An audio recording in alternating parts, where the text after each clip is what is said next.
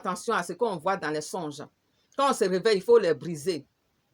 Ne négligez pas, ne nous négligeons pas. Ne négligeons pas ces détails. Ne disons pas que c'est des détails, on s'en fout. Ce ne sont pas des détails. C'est la vérité. Parce que Dieu nous parle. Et quand Dieu lui-même te parle, ce qu'il t'a dit de faire, quand tu le fais, ça se réalise. Alléluia. Ça se réalise dans ta vie. Bien aimé, il y a beaucoup de choses que Dieu nous montre dans les songes. Dieu nous parle oralement, Dieu nous parle audiblement, Dieu nous parle à travers nos cœurs, Dieu nous parle à travers les songes, à travers de tous les moyens possibles. Dieu n'a pas un seul moyen, une seule voix pour nous parler. Dieu a beaucoup de façons de nous parler, de nous prévenir. Alléluia. Mais toi que Dieu prévient, si tu ne fais rien, la chose va t'arriver. Parce que Dieu dit, il fait cela pour qu'on change. On change. On quitte les mauvaises voies pour emprunter les bonnes voies. Vous savez, quand Dieu avait envoyé Jonas à Ninive, quand Jonas a annoncé le message, quand les gens ont changé, Dieu ne les a plus frappés. Le messager même était mécontent. Que Dieu a parlé, pourquoi Dieu n'a pas fait ce qu'il avait dit, Jonas. Alléluia. Ça, c'est une autre histoire. On t'envoie, on dit, va prévenir quelqu'un. Si la personne ne fait pas attention, la personne ne fait pas, si la personne, je vais la détruire. Tu dis à la personne. Si la personne a changé, il faut dire Dieu merci. Mais comme la personne a changé, tu te fâches. Alléluia. Donc, quand Dieu nous prévient dans les songes, nous devons changer. Quand tu étais sur une pente raide, une mauvaise pente, une méchante pente, et Dieu te prévient dans les songes, il faut que tu changes de chemin. Il faut que tu changes d'attitude. Il faut que tu changes de comportement, bien-aimé. Pour que ton Dieu soit content de toi. Pour que ton Dieu te bénisse abondamment. Alléluia. C'est à ça que Dieu nous appelle. C'est pour ça qu'il nous prévient. Dieu ne te prévient pas pour que tu restes toujours sur ta position initiale. Il faut que tu attendes la voix de Dieu. Et les enseignements qui passent. Il faut que quand tu les écoutes, il faut chercher à améliorer ton quotidien. Alléluia. Il faut que ce que Dieu te dit te permet de changer ton quotidien. Que t'aide à te transformer en bien. Et non de rester toujours dans ta condition. Ta mauvaise condition dans laquelle tu es et Dieu a parlé. Il faut qu'on arrive à changer. Il faut qu'on arrive à faire la part des choses. Alléluia. Sachons faire la part des choses, bien-aimés. Ne restons pas égaux à nous-mêmes tout le temps. Que moi, quand mon père m'a mis au monde, il ne m'a pas changé, ce n'est pas toi qui vas me changer. Et c'est ça le langage qu'on a tout le temps, nous tous. Enfin, la plupart. Si moi, mon papa ne m'a pas changé, ma maman ne m'a pas changé, c'est toi qui vas me changer. Il faut que tu changes. Même si ton papa n'est pas parvenu à te changer, ta maman n'est pas parvenue à te changer, il faut que la parole de Dieu arrive à te changer. Parce que la parole de Dieu pour toi est la meilleure chose qui puisse t'arriver. Bien-aimé, la parole de Dieu est la meilleure chose qui puisse t'arriver. Parce que là, on n'est plus dans l'amusement. On est dans les choses sérieuses. On parle du royaume céleste. On parle de Jésus-Christ. On parle de l'héritage avec Christ, Jésus-Christ de Nazareth. Christ de Nazareth. Jésus-Christ de Nazareth, c'est de lui qu'on parle maintenant. Donc, il faut que tu changes. Tu ne peux pas rester comme ça tout le temps. Bien-aimé, il faut que tu changes. Il faut que la parole de Dieu arrive à te pénétrer. Laisse la parole de Dieu te transformer. Laisse les messages de Dieu te transformer. Dieu te parle pour que tu changes de chemin, pour que la bonne voie qu'il a tracée pour toi, que tu l'empruntes maintenant. Dieu veut que tu quittes le mauvais chemin pour venir sur le droit chemin. Alléluia! C'est pourquoi Dieu nous parle, tantôt d'une manière, tantôt d'une autre. Mais la parole dit que l'on n'y prend point garde. Il faut qu'on arrive à prendre garde maintenant. Prenons garde maintenant à ce que Dieu nous dit, bien-aimés. Il faut qu'on prenne garde maintenant à ce que Dieu nous dit. Ne restons pas toujours les mêmes. Alléluia. Bien-aimé, c'est ce que je voulais te dire. Il y a des prophéties qui passent. Les petits mensonges. Comme je vous l'avais déjà dit, Dieu m'a dit, tout ce qu'on fait à la maison quotidiennement, les petits mensonges, tu es là, on appelle, et puis tu ne veux pas prendre le téléphone, tu dis à ton enfant, dis maman n'est pas là, papa n'est pas là. C'est un péché. Ce n'est pas quand on vole seulement. Ce n'est pas quand on tue seulement. Ce n'est pas quand on se prostitue seulement. Mais les petits trucs qu'on fait là. Dieu dit, c'est un péché. Je vous l'avais déjà dit. Donc, pour changer, Dieu nous parle. Pourquoi on quitte cet état pour aller à un état, en tout cas, de gloire? Dieu nous parle. C'est pourquoi on doit écouter et mettre en pratique la parole de Dieu. C'est pourquoi quand on lit la Bible, on doit changer. La Bible, la parole doit nous changer. On ne doit pas lire la Bible comme un roman policier ou un roman simple. Alléluia. La Bible est là pour nous transformer. Le Saint-Esprit est là pour nous transformer. Quand le Saint-Esprit te parle, c'est pour que tu changes de chemin. C'est pour que tu changes d'attitude. Mais ne dis pas, moi, mon papa ne m'a pas changé, ma maman ne m'a pas changé. Ce n'est pas toi qui vas me changer. Quand le serviteur te parle, la servante te parle. Ça, c'est quel message, ça? C'est toujours eux, là. Les faux pasteurs, là. Les fausses prophétesses, là. Mais là, il s'agit de ta vie. Le faux prophète, là, lui, c'est entre lui et son Dieu, là-bas. S'il est faux. Toi, ne te préoccupe pas de ça. Seulement quand tu sais que c'est la parole de Dieu qui va te transformer. Cette parole-là, il faut l'appliquer pour toi-même, ta vie. Pour ton bien, pour ton salut. Vous croyez quoi? Le faux prophète aussi peut t'annoncer de bonnes nouvelles, il peut t'annoncer de bons messages de Dieu. Il faut que ces messages-là te transforment. Ce n'est pas tout ce qu'ils disent là qui est faux. Alléluia. Bien-aimé, il faut que la parole de Dieu nous transforme. Il faut que les messages de Dieu nous transforment. Il faut qu'on accepte Jésus. Il faut qu'on accepte la vérité pour nous affranchir. Il faut qu'on accepte la vérité pour que la vérité nous affranchisse. Bien-aimé. Ne refusons pas la parole de Dieu. Ne refusons pas la vérité. Ne refusons pas le bon chemin, le droit chemin, le chemin qui est Jésus-Christ de Nazareth. Ne refusons pas cela. Alléluia. Soyez bénis dans le nom précieux de Jésus-Christ de Nazareth. Bien-aimé, c'est sur ça, je voulais encore revenir. Parce que si quelqu'un n'avait pas bien compris, quand tu manges quelque chose dans le songe, quand tu te réveilles, il faut briser. Même si on t'a donné un cadeau, des habits, tu ne sais pas ce qui est dedans. Il y a des bijoux qu'on nous donne dans les songes, c'est les bijoux qui viennent des royaumes des ténèbres, des habits qui viennent des royaumes des ténèbres. Il faut briser cela. C'est pourquoi même dans la réalité, quand vous achetez des habits, tout ce que vous achetez, vous ne savez pas d'où ça vient. Vous devez prier là-dessus. Je vous ai déjà dit ça aussi. Priez sur la nourriture, les fruits, les légumes, les viandes, les poissons. Tout ce que vous achetez, bien aimé, il faut sanctifier tout. Il faut briser les envoûtements qui sont cachés à l'intérieur.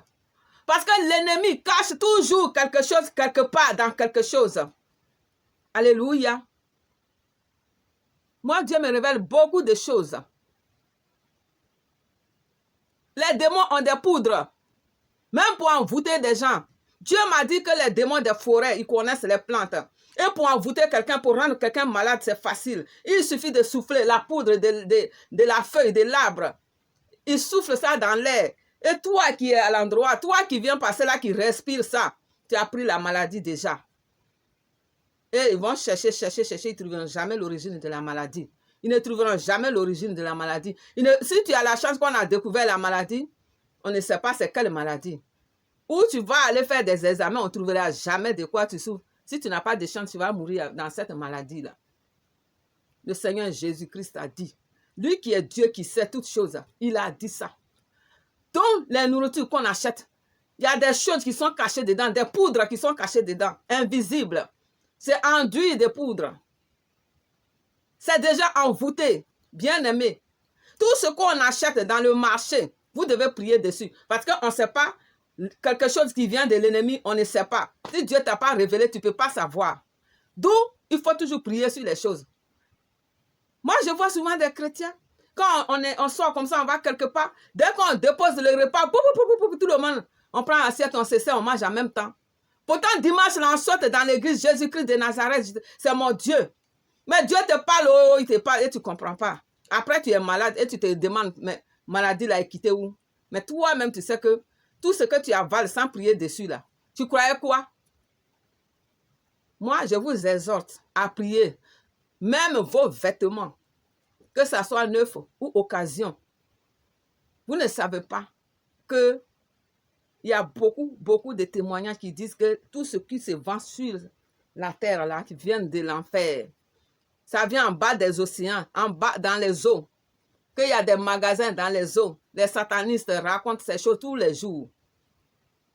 Quand vous attendez ces témoignages, pourquoi, quand vous achetez les choses, vous ne les sanctifiez pas? Vous ne priez pas dessus. Vous ne brisez pas tous ces pouvoirs démoniaques qui sont dedans. Pourquoi vous ne les brisez pas? Vous ne les purifiez pas? Vous ne les sanctifiez pas avec le sang de Jésus? Vous prenez, vous portez. Vous prenez la nourriture, vous mangez, vous vous servez, vous mangez. Vous croyez que tous les jours on a la chance de s'en sortir comme ça? Un jour, tu vas tomber sur quelque chose qui est envoûté vraiment. Et ça sera ta chute. Ça sera un problème pour toi. Ça va te rendre malade et tu ne sauras même pas où maladie est quittée et ça est là. Et ça ne finit pas. Et tu vas à l'hôpital, on dit que tu n'as rien. Pourtant, toi, tu sais que tu es malade.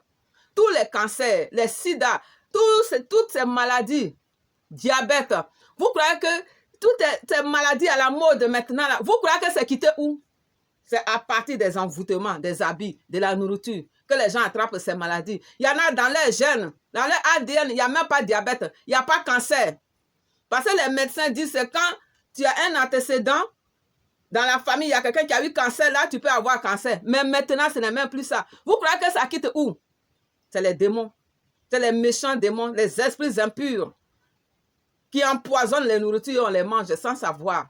Parce qu'on n'a pas l'habitude de prier, de sanctifier, de bénir le repas avant de manger le repas. Alléluia. Quand tu bénis ton repas, même si le repas est empoisonné, rien ne va se passer. L'ennemi va attendre fatigué. Il va attendre ta mort fatigué. Tu seras toujours en forme. Mais quand tu manges sans prier sur ta nourriture, tu portes les habits sans prier dessus. Demain, l'ennemi va attendre que ce qu'il voulait là est arrivé. Donc, bien aimé, Dieu nous met en garde d'être prudent. Que ces enfants doivent être prudents, qu'on n'est pas prudent. Et que ce soit les enfants des ténèbres là qui sont prudents. Mais nous, les enfants de Dieu, on n'est pas prudents. Il faut qu'on commence à changer, bien aimé. Il faut qu'on commence à faire les choses comme il se doit.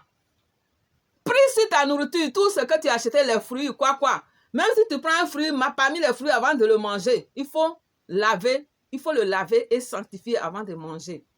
Même si c'est un seul fruit, il faut prier dessus. Même si c'est un chewing-gum, il faut prier dessus. Même si c'est un bonbon, il faut prier dessus. Parce que tu ne sais pas les bonbons là où on les a fabriqués. Qu'est-ce qu'on a mis dedans? Parce que les démons mettent la chair humaine dans tout ce qu'on mange. Dans beaucoup de choses, les démons mélangent les choses avec la poudre de la chair humaine. Bien aimé, si vous ne savez pas ça, la poudre de la chair humaine, les démons, ils mettent ça dans beaucoup d'aliments. Alléluia. La poudre, pour nous envoûter. Donc, quand tu es un chrétien, même si tu n'es pas un chrétien, il faut prier sur ta nourriture. Surtout nous les chrétiens, on doit prier sur tout ce qu'on touche. Tout ce qu'on touche, la pommade qu'on achète, tout ce qu'on achète, le savon pour se laver, même l'eau, on doit prier sur l'eau avant de boire. On doit prier sur l'eau avant de se laver. Bien aimé, tu bénis ton Dieu avant de prendre ta douche le matin. Parce que dans l'eau là-bas, où l'eau quitte pour arriver dans ta maison, dans ton tuyau, tu ne sais pas qu'est-ce que le démon a fait dedans la nuit. Il faut prier sur tout. Vous allez dire, mais celle-là, elle est paranoïaque. Mais il faut être parano. C'est ce qu'on doit être, nous les enfants de Dieu, on doit être paranoïaque. Avec tout ce qui se passe, on doit être paranoïaque. C'est comme ça seulement qu'on va s'en sortir. Vous croyez quoi?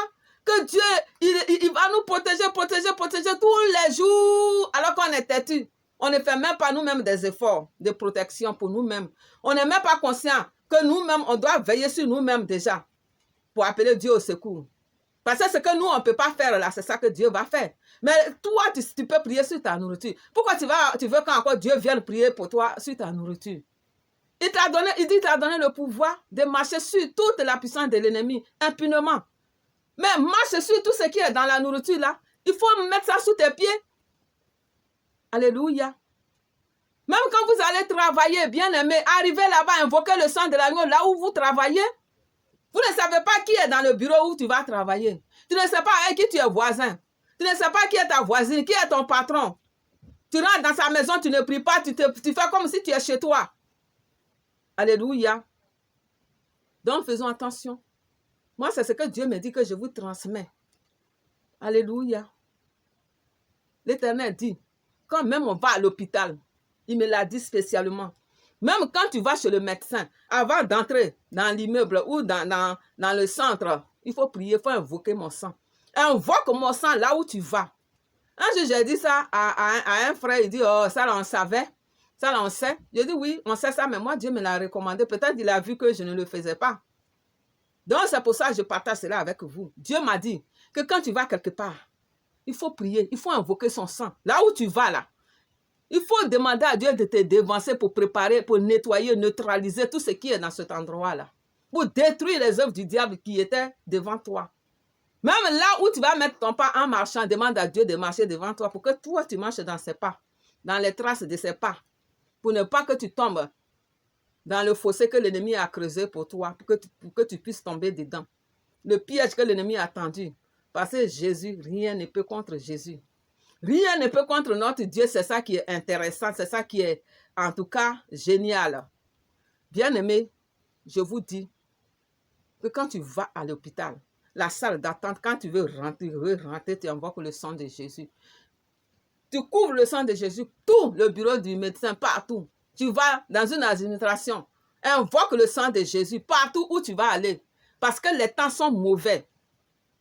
L'ennemi a beaucoup d'agents partout. Les agents comme toi, les hommes comme nous, sont dans des bureaux et ils font leurs incantations. Ils font tout ce qu'ils veulent. Quand eux, ils arrivent le matin, ils envoûtent tous les endroits. Parce qu'eux, ils cherchent la clientèle. Vous croyez quoi? Eux, ils cherchent la clientèle. Donc, quand tu arrives dans ces endroits, toi aussi, tu as ton Dieu qui est tout puissant. Invoque-le, invoque sa présence, invoque son sang. Et on va voir qui est plus fort. Alléluia. Ce que je vous dis, ne le négligez pas. Parce que c'est Dieu lui-même qui me l'a dit. Alléluia. Donc maintenant, j'ai l'habitude. Même tout ce que je touche, je mets le sang de Jésus. Quoi, je mets le sang de Jésus. Bus, tram, quand je monte, je mets le sang de Jésus. Bien-aimé, ce que je vous dis, appliquez la parole. Appliquez ces choses que Dieu nous demande. Les choses que les serviteurs de Dieu racontent. Quand les gens racontent des choses, quand vous avez, on dit quand, il faut, ceux qui ont des oreilles et entendent ce que dit la parole. Alléluia. Donc, quand les gens témoignent partout, ceux-mêmes qui ont servi Satan, ceux qui témoignent, il y a la vérité dedans. Il peut y avoir des choses qui sont erronées, mais la plupart, il y a la vérité dedans. Parce que Dieu aussi nous révèle ces choses, à nous, ses enfants. Alléluia. Donc, bien aimé, je revenais encore là-dessus pour te dire que maintenant, là, dans la vie courante, dans ta vie de tous les jours, avant de manger, il faut sanctifier ta nourriture. Il faut bénir ton repas. Il faut bénir ta robe que tu veux porter, tes chaussures que tu veux porter. Tout ce que tu achètes, que tu veux utiliser, là, il faut les sanctifier avant de les utiliser. Il n'y a que comme ça, tu seras épargné. Alléluia. Parce que Jésus-Christ, il a beaucoup à faire. Donc, ce que nous, on peut faire, on doit le faire. Et lui, ce qu'il va faire, il va le faire pour nous. Alléluia. On n'est pas les seuls. Hein? Vous voyez le monde. On est tellement nombreux, nous qui crions à Jésus. Donc, ce que Dieu te dit de faire là, que quand tu lis sa parole là, il faut l'appliquer. Alléluia. C'est quand tu appliques la parole de Dieu là, que Dieu, il est content de toi. Alléluia. Parce que moi, j'en vois beaucoup. J'en vois beaucoup qui se jettent sur la nourriture comme ça, sans même chercher à prier, à bénir le repas. On n'invite même pas le Seigneur à notre repas. Dès qu'on met l'assiette, comme si toi, chez toi, tu n'avais même pas mangé, tu es allé chez quelqu'un là-bas. Cri. C'est lamentable. C'est désolant. Ouais. Bien-aimé, je sais de quoi je parle. Parce que je vis cela quotidiennement. Alléluia. Donc, vous les filles là, je vous dis, hein, avant de manger, bénissez le repas. Sanctifiez le repas. Alléluia.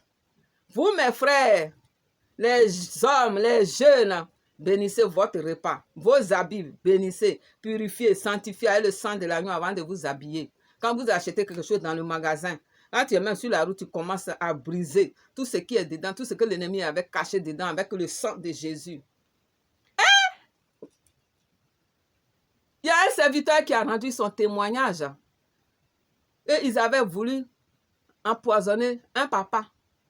Et que ce papa-là, ils ont tout essayé, il n'est pas mort. Maintenant, ils ont dit, bon, comme on a essayé spirituellement, on n'arrive pas à voir son âme. On va aller maintenant l'empoisonner. Bien aimé, quand ils sont allés, devant eux, le papa a mangé la nourriture qu'ils ont empoisonnée. Je ne vais pas rentrer dans tous les détails. Je sais que des gens ont déjà écouté ce témoignage du serviteur. C'est lui-même qui voulait tuer son père et son collègue de service.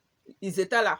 Ils ont participé à tout ça. Mais le papa, avant de manger, qu'est-ce qu'il a fait? Il a béni son repas. Il a prié son Dieu. Il a confié sa vie, son âme, son esprit à Jésus. Il a confié tout ce qu'il voulait faire à Dieu. Et il a mangé. Il a tout mangé. Le serviteur dit, il a tout mangé. Le papa, jusqu'à aujourd'hui, il vit. Poison qui vient directement du laboratoire de Satan. Qu'un homme, un humain mange. Et jusque-là, il est vivant. Vous croyez qu'à faire de Jésus, là, c'est amusement? C'est pas amusement, hein? C'est très sérieux. Vous croyez qu'à faire de Jésus, là, c'est la fiction? Quand tu appartiens à Jésus sorcier, là, il va tout faire. C'est lui-même qui va encaisser son coup là-bas. Ça va te fatiguer un peu. Il y en a même, tu ne sentiras rien du tout. Mais c'est lui qui va sentir tout ce qu'il voulait te faire. Alléluia. C'est pourquoi ne rigolons pas avec les choses de Dieu. Soyons sérieux dans tout ce qu'on fait. Soyons sérieux dans la prière. Soyons sérieux dans tout. Bien-aimés, dans la méditation, dans tout ce qu'on fait, soyons sérieux. Pour que Dieu soit sérieux avec nous. Soyez bénis dans le nom de Jésus. Bien-aimés, c'est ce que Maman Sarah voulait partager encore avec vous. Parce que c'est comme si j'ai l'impression que les gens n'ont pas bien saisi la portée de ce message. Des songes, tout ce que vous faites dans les songes, tout ce que aussi vous faites dans la vie courante. Il faut que Dieu vous confie tout à Dieu. Il faut que la main de Dieu soit dans tout ce qu'on fait. Alléluia. Donc c'est ce que je voulais partager avec vous. Et que tout ce qui nous empêche de pratiquer la parole soit brisé au nom de Jésus. Tout ce qui voulait nous empêcher d'appliquer la parole de Dieu soit anéanti au nom de Jésus-Christ de Nazareth.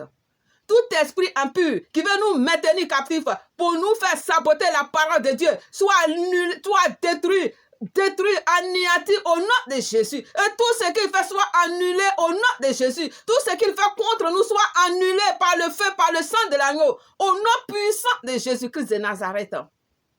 Toi, esprit impur, tu as perdu la bataille. Alléluia. Donc, bien-aimés, soyez bénis dans le nom précieux de Jésus-Christ de Nazareth. Que Dieu nous arme puissamment.